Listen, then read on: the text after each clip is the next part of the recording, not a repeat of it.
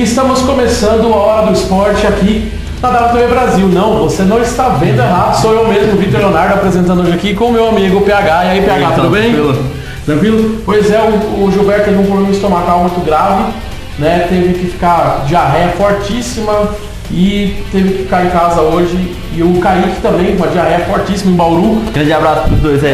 Dois abraços aí pros dois, grandes momentos na frente do vaso pra eles aí, se sentindo verdadeiros reis, né? E aí eu tive a incumbência de vir aqui substituí-los, né? E eu tá aqui o PH comigo pra comentar, né, PH? Opa, claro. É um cara falando e tudo mais, a gente sabe como é que é, né? E PH, e o pessoal de casa, o que tá rolando? Começou na semana passada. Paralimpíadas, quer dizer, é Paralimpíada, né, que é o certo, né? É que eu sou do... Aí aquele português mais popular, né? Paraolimpíadas, né? Mas é Paralimpíadas, né? Paralimpíadas, dá tudo no mesmo. É o pessoal que pratica o esporte, o pessoal que tem algum tipo de necessidade especial. Exatamente. E a abertura foi maravilhosa. Você acompanhou a abertura? Acompanhei boa parte. Foi bem bacana, né? Sim.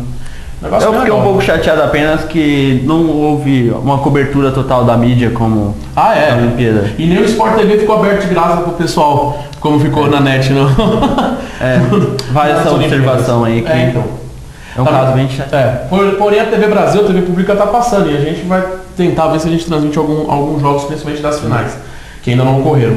Mas nós estamos acertando ainda. Mas vamos falar um pouco então das Paralimpíadas, mostrar alguns os destaques que estão acontecendo. Afinal, nosso país, PH, é tipo os Estados Unidos da Paralimpíada. É uma potência. É uma potência paralímpica, né? Então, eu acho isso muito bacana de ver isso. Ó, nossa primeira notícia dá conta do seguinte, ó, Daniel Dias cresce no fim, mas 19ª medalha, sai com prata nos 100 metros peitos, né? O principal nome da natação paralímpica do Brasil passa os primeiros 50 metros em quarto lugar, mas reage, quase leva o ouro no Rio. Foi uma emoção muito grande, né? Diz ele, né? Então ele por muito pouco ele não chegou, não conseguiu ouro, mas conseguiu prata aí pra gente, né? Já é de bom tamanho. Pô, com certeza, né? Se não conseguir uma coisa... Aí o pessoal de casa fala assim, poxa, a grande mídia, você mesmo falou que a grande mídia não dá grande exposição sobre isso. Quem é Daniel Dias? É o que a gente vai ver agora no VT, olha só. Atletas paralímpicos. Daniel Dias descobriu a natação aos 16 anos. Aos 28, já conquistou 10 recordes mundiais e 15 medalhas nas Paralimpíadas de Pequim e Londres. O melhor atleta paralímpico do mundo é brasileiro. TV Brasil, o canal das Paralimpíadas. Bom, esse é Daniel Dias, como você pode ver aí no VT. E vamos avançando. Você quer comentar alguma coisa, Daniel Dias? Daniel Dias é, tipo, só para o pessoal ter uma certa noção, ele é como se fosse o nosso Michael Phelps. Opa! Grande medalhista. Grande medalhista e agora é prata. E Nenê vê futebol pela... Desculpa, gente. É que o Kaique fez um roteiro maravilhoso. Um abraço, Kaique. Então, o Nenê vê o futebol de 5 pela primeira vez e elogia Ricardinho. É um craque, diz ele. Pois é. O meia do Vasco, né? Acompanhou a vitória sobre a Turquia e diz que não conseguiria jogar com os olhos vendados e fica impressionado com o senso de orientação dos jogadores, né? 2 camisas 10, 2 craques, 2 caras acostumados a entortar rivais, que são esses que assistiram, né, nas arquibancadas. Ricardinho, que é o melhor jogador do mundo de futebol de 5, e Nenê, meio atacante do Vasco, tem muito em comum, né? Então nesse domingo, como eu disse, eles foram assistir e houve bastante coisa. Aí, se você já viu futebol de 5? Já presenciei, sim. Mas e você de casa? Será que você já viu futebol de 5? Se não viu, não tem problema. Vamos explicar aí, ó. Olha o VT. Curiosidades paralímpicas. O futebol de 5 é um esporte adaptado para atletas cegos. Surgiu na Espanha em 1920. Somente em 2004 começou a ser disputado oficialmente nas Paralimpíadas de Atenas. No Brasil, é praticado desde 1950. A única seleção de futebol de 5 campeã em Paralimpíadas é brasileira. TV Brasil, o canal das Paralimpíadas. Pois bem, isso é futebol de 5. Coisa bacana, né? Legal isso daí, né? Uma coisa diferente, né? Nossa, a emoção é tamanha, né? Tipo, é comparável com a do futebol, né? E vamos lá, vamos para a próxima? Então, Alan fica fora da final dos 200 metros, cita a lesão e não vê peso como problema. Pois é, eliminado precocemente dos 100 metros, o brasileiro vai mal também em sua especialidade. Você tem alguma coisa para comentar? Só o pessoal de casa tem uma certa noção. É o Alan Fonteles, pessoal. Não sei se vocês se lembram, mas aquele atleta ficou famoso por ter disputado com Pistorius, se não me engano. Isso mesmo. E inclusive aí ele infelizmente acabou eliminado por causa da lesão, né? Eu não citei o sobrenome porque o Kaique não colocou o sobrenome dele aqui. Kaique, um abraço, viu? Você é muito bom. Não, a gente fica brincando aqui, mas é verdade. Não, mas é brincadeira, é só pro Kaique ficar nervoso lá, viu, PH? É que o PH não está acostumado com o jeito da gente apresentar aqui, né? Então é meio Fato Brasil, a gente entende essa coisa. E nós estamos com o tempo quase acabando aí, mas o argelino é campeão dos 1.500 metros, com um tempo que seria ouro até na Olimpíada. Pois é. Então a reportagem diz o seguinte: se ainda qualquer um tivesse dúvidas sobre a Paralimpíada, se trata de um esporte de alto rendimento, preste atenção nos números a seguir. Na noite desse domingo, desse último domingo no Engenhão, o argelino, eu não sei falar esse nome, você sabe? Abdelafshif Baka. Ele sabe aí, mano. Não é muito a minha especialidade. Sagrou-se campeão dos 1.500 metros na classe T13. Para atletas com baixa visão, com um tempo de 3 minutos, 48 segundos e 29 milésimos. Não bastasse a marca ser o novo recorde mundial de distância, seria também suficiente para dar ao africano o ouro na Olimpíada do Rio. O título do evento para atletas sem deficiência foi do americano Matthew Centurix. Eu acho que eu falei... mais ou menos. Tá ali, né? Que é com 3 minutos e 50. Ou seja, se ele não fosse, se fosse para um atleta sem a deficiência, né? Ele teria ganhado ouro na Olimpíada do Rio. Fácil. Bacana, né? E a gente tem algumas coisas para comentar aí ainda. Tem a seleção brasileira de basquete que tá jogando muito, né? E aí hoje teve o jogo contra a Alemanha, né? Só que até o presente momento já saiu aí. A gente vê no segundo bloco qualquer coisa, a gente retoma. Mas olha só, a gente fala sobre esportes paralímpicos, nós já estamos com o nosso tempo um pouquinho estourado, porque a gente tem algumas matérias para mostrar para vocês aí. Mas o Bernardinho, sabe do vôlei? Ele incentiva o vôlei paralímpico. E é o que a gente vê agora no VT. Olha lá. A quadra menor que a de vôlei convencional está demarcada. A rede instalada na altura correta. Tudo pronto à espera da seleção. Eles chegam e se preparam para o treino. Não sabem que hoje vão receber dicas de um campeão, Bernardinho. O treino da seleção brasileira já dura cerca de meia hora e nada de Bernardinho. A ideia dessa visita surpresa é que ela estimule nossos rapazes na busca pela medalha. Quando o técnico chega, fica difícil esconder o olhar de admiração.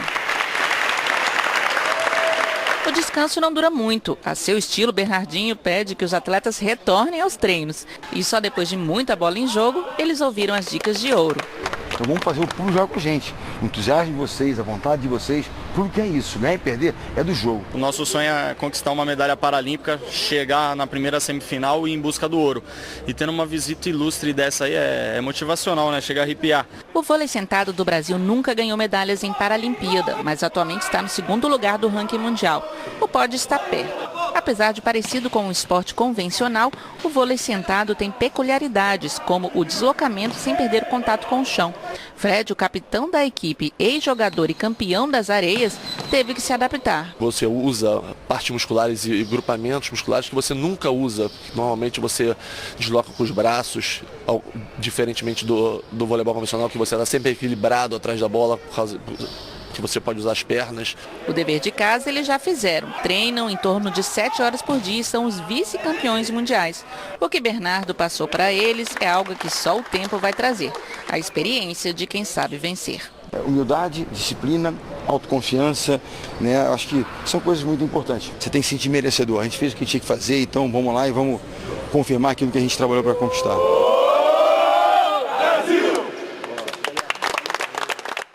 E aí, o que você achou? Bacana, né? Esse incentivo todo, né? O treinador chegar lá e falar para eles, dar esse incentivo para eles, né? Aumenta o ânimo do pessoal. É muito legal isso aí, né, cara?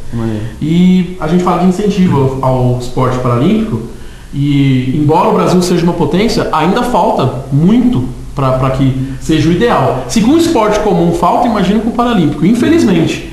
E é o que a gente acompanha no VT agora, mostrando um pouco da falta de incentivo e um pouco de pessoas que driblaram, digamos assim, esse problema. Olha lá. Nem sempre é possível acertar a cesta. Tem hora que é preciso tentar e tentar de novo. Mas com o treino dá certo. O Gui conversou com a minha mãe, falou que tinha projeto de basquete de cadeirantes para crianças lá no SESI. Aí eu me interessei e fui lá, gostei. É muito bom, né? Saber que ele está se desenvolvendo bem e que a autoestima dele cresce bastante. Foi mais ou menos o que aconteceu com a Wanda, mãe de Ícaro. Nunca tinha ouvido falar de bocha, mas o amor de mãe fez dela uma entendida no assunto. Ele tem potencial, ele tem condição, ele tem inteligência e ele é capaz.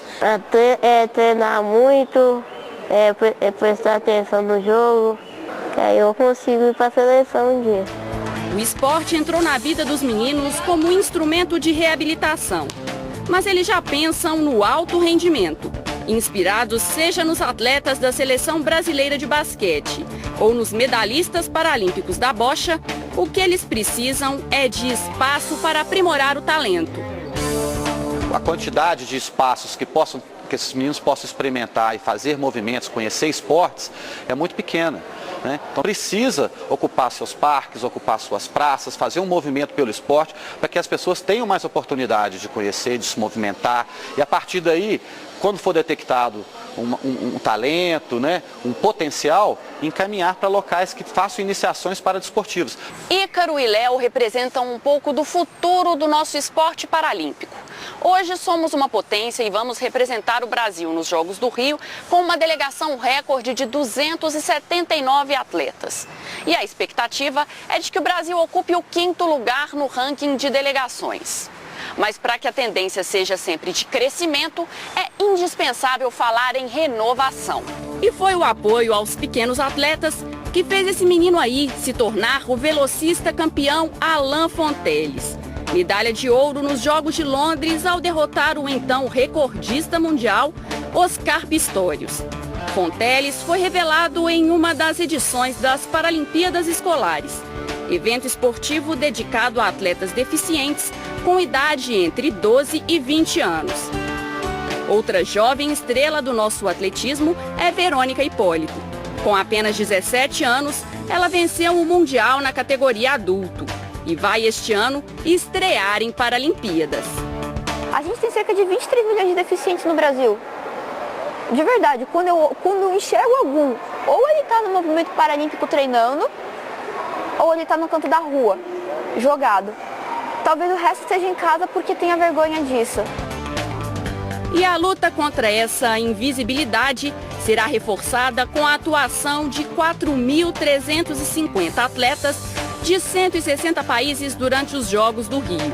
Serão 12 dias para mostrar ao mundo diferentes modalidades e mudar a visão sobre as pessoas com deficiência, além de alimentar os sonhos de quem deseja um dia representar o Brasil.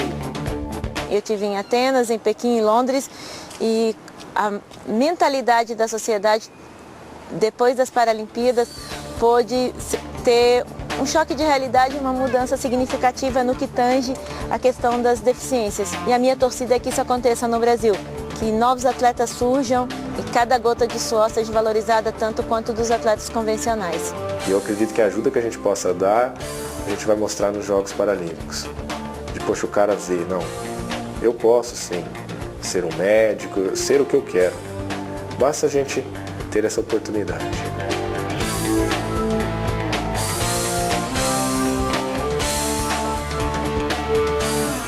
Pois é, eu tô com o tempo muito estourado pra variar, eu sempre estouro o tempo. Fato Brasil também é a mesma coisa que eu falo muito, cara. Um que fala demais e o outro fala de menos.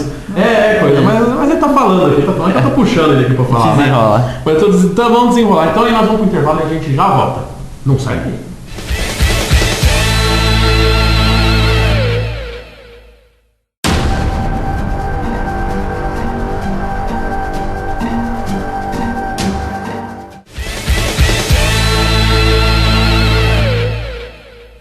E voltamos com a Hora do Esporte aqui na WTV Brasil. Tô aqui com o meu amigo PH e agora nós vamos ao que você gosta, que você entende, futebol, que é futebol. É isso aí. Nacional. E olha só, PH, olha só a notícia que tá aqui. Apostas movimentam 4,8 trilhões de reais em 2015.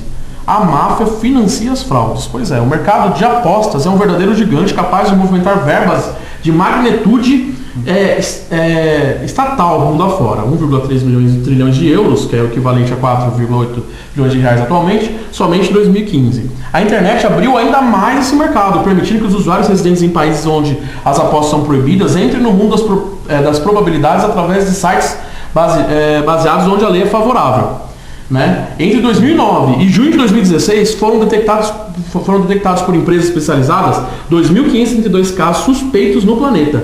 Somente em 2015 foram 524 casos. De acordo com o organograma obtido junto a uma dessas companhias voltadas para a fiscalização de fraudes no mercado de apostas, o esquema é muito maior do que se supõe e tem como financiadores pesos pesados do crime organizado como a máfia italiana e as tríades chinesas. Olha só. É um episódio muito lamentável. Pois é. Que está bem presente também na Itália, porque muita gente aí costuma ver em jornais aí. É o caso, acho que já faz um bom tempo da Lazio que aconteceu isso. Sim. E isso vem em alta agora nas Paralimpíadas e com as Olimpíadas. E também, a gente está falando de 2015 aqui, do pós-Copa. Também a Copa teve também algumas, se eu não me engano, se eu estou esquecido, se a gente pegar uma besteira aqui, manda um e-mail aí, quer dizer, entre em contato pelas nossas redes sociais. Né? Eu não esqueci do Twitter, do Facebook, tá passando aí. Enquanto tá rolando o programa, fica passando aí embaixo. Aqui, é só entrar no WTV Brasil, tudo WTV Brasil, /WTV Brasil, tudo WTV Brasil aí. E aí, então, anda pra gente aqui assim, mas se eu não me engano, na Copa também teve algum escândalo voltado a isso, né? Tinha uma suspeita de manipulação de resultados por causa de apostadores, né? E isso também pessoalmente, eu não sou contra a aposta, mas o mercado negro estar financiando a aposta, eu sou contra sim. Eu acho que deveria sim ter um negócio mais que também cobrasse impostos, que fosse de uma maneira para o país. Alguma coisa nesse sentido. Mas vamos continuar acompanhando e é lamentável que o crime organizado esteja por trás disso, né? E teve jogo da seleção na semana passada, na terça, eu acho que o Gilberto comentaram que ia ter. Como o programa é gravado antes, não tinha como falar sobre o jogo e tudo mais, então vamos dar uma olhada no resumo. Foram 36 mil pessoas, que assistiram o jogo. Tava lotado, só assim pra encher aquele estádio lá em Manaus, né? Só bolar um jogo lá pra botar lá, porque lá não tem muita coisa, né? Elefante branco. Vamos acompanhar o resumo aí e a gente já volta. Roda aí. Baterias de escola de samba ajudaram a animar a torcida.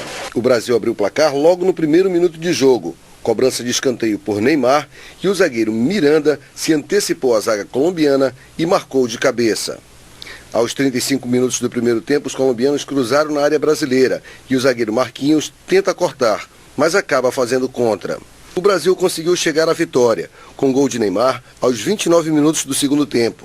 Ele recebeu um belo passe de Felipe Coutinho e, com tranquilidade, bateu com firmeza no canto esquerdo do goleiro Ospina.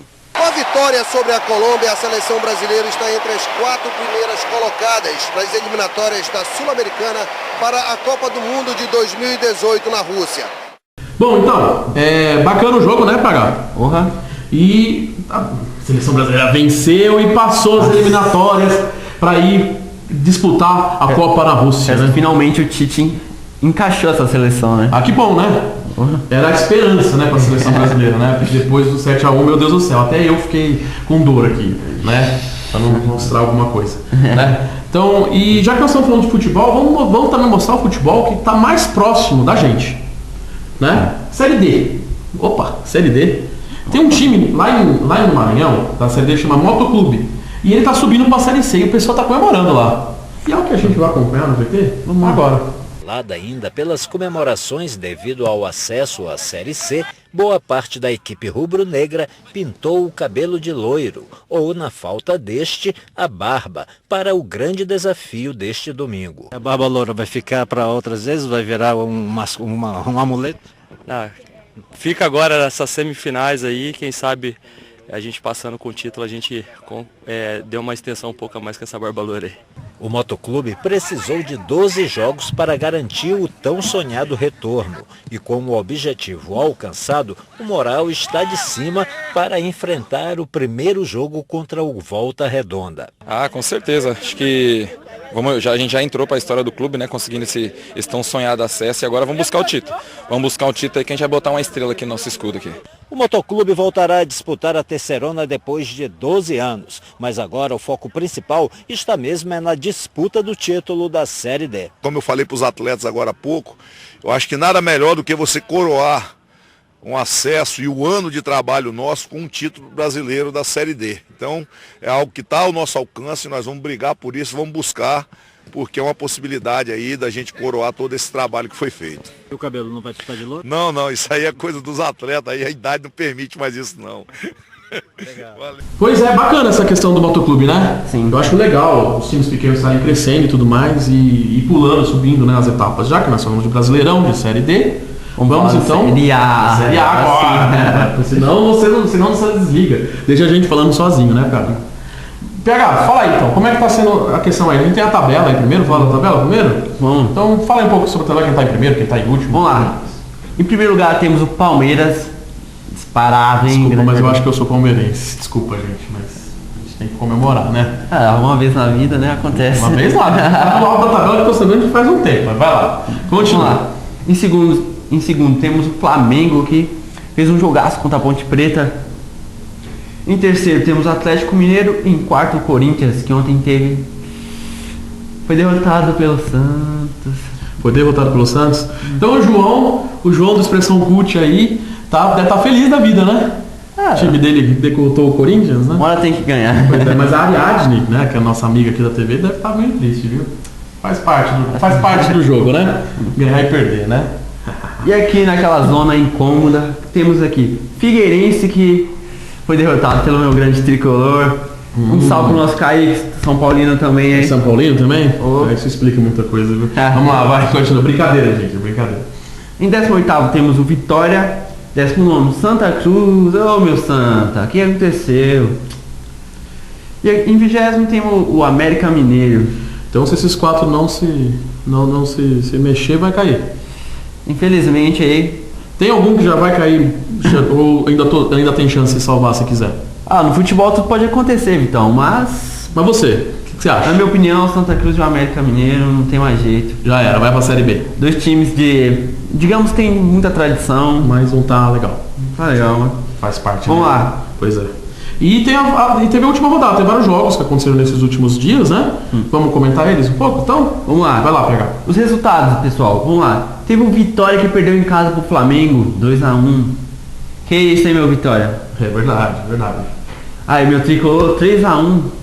Meu do Figueirense, lá no Morumbi, depois de uma série sem vitórias, finalmente. Ganhou finalmente, então? Graças. Ainda bem, é bom soltar um sorriso. Fica zoando o Palmeiras, mas vocês também não ganharam fazia tempo, né? Mas... Você vê como é que é? É incrível uma coisa Primeira vez, né? Faz parte, né? Mas enfim, vamos lá. Continuando, temos a Chapecoense que ganhou do Coritiba, 1-0. Agora, o grande clássico paulista, Santos e Corinthians. Você comentou, né? Foi uma grande virada aí do Santos. Foi? Como é que foi assim? Começou o Corinthians? O Corinthians, Exatamente. Todo mundo achou que o Corinthians ia ganhar, que tava jogando melhor. Sim, aí foi lá o Santos conseguiu virar. Digamos que foi um jogaço. O João deve ter ficado emocionado ontem, né? Tivemos também a derrota do Cruzeiro por 2-0 pro Botafogo. Em casa, Cruzeiro. O que tá acontecendo, hein? Cruzeiro. Tivemos também Atlético Paranaense 2-1 sobre o Inter. Isso explica muita coisa. Eu tenho um amigo, Claudinei Santos, que é nosso telespectador aqui. Um abraço pro Claudinei. Claudinei Santos, ele é do Inter, roxo não, vermelho, roxo, enfim. né? E ele pensa num cara que, tipo, se ele tivesse aqui, você fala assim, o Internacional é ruim, ele batia na gente no ar, sabe? Então, né, ligado ao time. Perdeu ontem, por isso que ele não tava tendo conversa. Ontem não, desculpa, que a gente grava na segunda, mas aí por isso que ele não queria conversa no domingo, sabe, comigo. Então o time que tinha acabado de perder. O que acontece é que o Inter ganhou e tipo, todo mundo ficou naquela euforia, tipo, agora vai. Acho que não foi, hein? Não foi. Agora na sequência, tivemos a vitória por 5-3 do Sport sobre o Santinha, hein? Caramba. Que jogaço, 8 gols. Mesmo, hein? É aquele lá. Tivemos o empate também do Grêmio e Palmeiras. Mas quem é que tá no topo da tabela? Então, só para responder. Agora, mas tivemos o empate também de Ponte Preta e América Mineiro. Olha. E ainda um jogo que estão jogando agora, Fluminense e Clube Atlético Mineiro. Tá sendo agora, né, nesse momento da gravação. Então a gente só não vai poder comentar esse jogo porque a gente não é adivinha, tá gravando no horário do jogo. Mas faz parte. E você tinha uma notícia para falar pra gente também, né? Eu vou falar um pouco sobre o clássico de Manchester, pessoal, que foi um bom jogo. Fala aí. O encontro de dois grandes técnicos, Pep Guardiola e Mourinho. Só que dessa vez Guardiola levou mais uma vez. Certo. Tivemos também uma presença ilustre lá no estádio. Adivinha quem tava lá? Rogério Ceni, que tá fazendo um curso para ser técnico, tá lá. Já visitou, deixa eu ver, as instalações de Liverpool, Manchester e assim por diante. Tivemos o gol do De Bruyne, que deu a vitória ao Manchester City. Então foi um jogaço mesmo. Sim, com certeza, que é um dos maiores, que eu vi que é um dos maiores clássicos mais caros. Também, né, com todas essas presenças ilustres, e a gente não pode dizer nada, né, um jogaço desse, né. Será que um dia aqui na América do Sul a gente vai ter uma qualidade assim também? Porque nós temos, porque a grande parte dos jogadores melhores do mundo saem daqui, né? Ou do Brasil, da Argentina, mais ou menos, Colômbia e tal. Será que um dia a gente vai ter um futebol mais questão da gente valorizar mais nossa base, nosso futebol. É porque, tipo, hoje em dia jogadores saem tão novos. Sim. São pouco aproveitados aqui. Não ficam no país, né? Exatamente. E assim, só pra te perguntar assim, mesmo porque você tem um pouco de experiência na base também, né? Por exemplo, na base é realmente cada um por si, né? Tipo, é muito ruim, muito difícil entrar na base, né? O que acontece é que, tipo, na base em si, você pode estar no mesmo time, mas é tipo um mata-mata, um tentando ser melhor que o outro, porque é só uma vaga. É só uma vaga. É bem complicado. E muito pouco investimento, né? Exatamente. O governo poderia ajudar com isso, né? Também. O que acontece hoje, futebol é dinheiro. Hoje quem tiver o melhor empresário entra. Entendi. É bem complicado. Entre outras coisinhas. E é por isso que o nosso país tá andando para trás no futebol de vez de andar para frente. A gente tá vendo o futebol europeu melhorando muito mais. E é com essa lição, vamos dizer assim, que a gente vai terminar o programa de hoje, PH? Então é isso aí, gente. A gente vai terminar o programa de hoje mandando um alerta aí para você que se você quer ver um futebol melhor no país, tem que investir na base. Não tem jeito. Pra gente conseguir assistir clássicos um dia aqui, como a gente vê na Europa. Com mais craques. É verdade. Né? Então a gente vai ficando por aqui, PH, muito obrigado. Eu fico meio perdido nesse programa, eu não vou imitar o Kaique nem o Gilberto, eu tenho o meu jeito. Espero que vocês tenham gostado. Semana que vem a gente acredita que a dor de barriga do Gilberto já tenha passado e ele esteja aqui para apresentar e mostrar um pouco mais das Paralimpíadas e de tudo que está acontecendo no esporte. Então, tchau pessoal. Você me vê amanhã no Fala Brasil e pro pessoal da Hora do Esporte até semana que vem ou a qualquer momento aí com algumas coisas da Paralimpíadas que a gente pretende colocar no ar aí. Né PH? Claro. Então, tchau pessoal, até mais. Manda um tchau pra gatinha. Opa.